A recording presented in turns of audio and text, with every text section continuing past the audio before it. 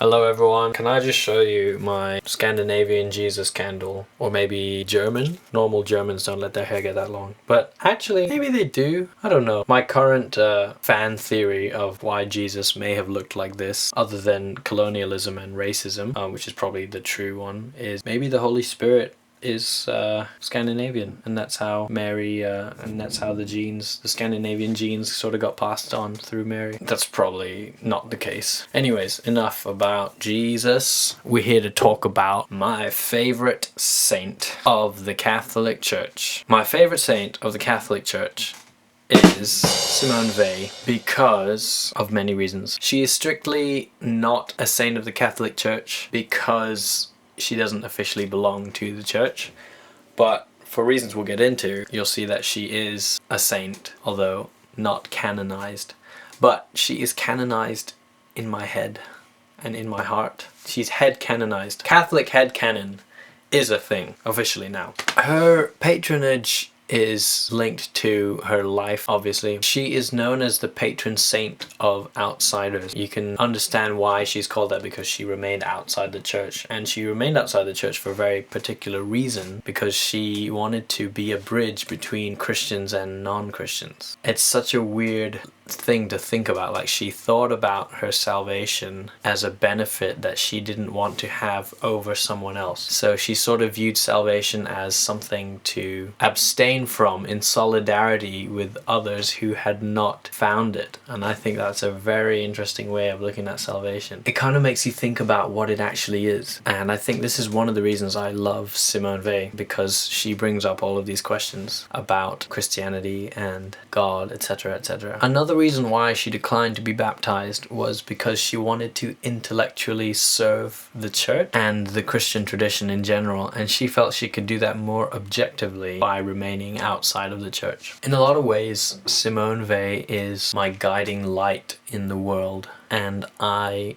in a small way, want to be a little bit like her in the short life that she lived, only to the age of about 34. Her life has the quality of sainthood. I can't remember who said it, but it has been said of saints that their lives have been holy because they have focused on one thing. Their whole life has been about one thing. And I think summarizing Simone Weil in one word would be solidarity, in a very true sense, because she more or less lived her philosophy rather than wrote about it. I mean, she did write an awful lot, even though not much was published. She embodied a lot of her own ideals. She started off as a pacifist, but as World War II sort of loomed on the horizon in Europe, she kind of realized that she had to back her political ideals with military intentions. So she joined a Spanish militia to fight against the growth of fascism in Spain. This is a very interesting thing that she did, because it's not your typical, oh, I'm a pious Catholic saint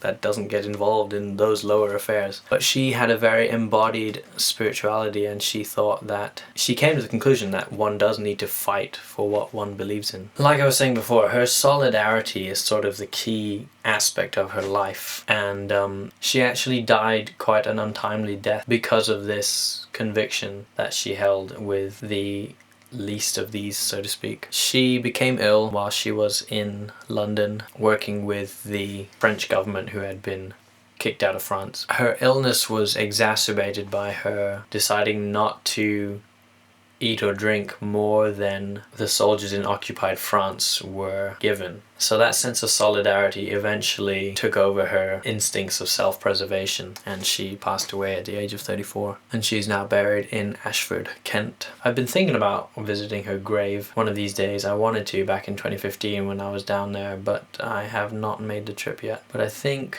now that I have decided that she is my favorite saint, I probably will make a pilgrimage down to her grave. I don't think it's a very grand shrine.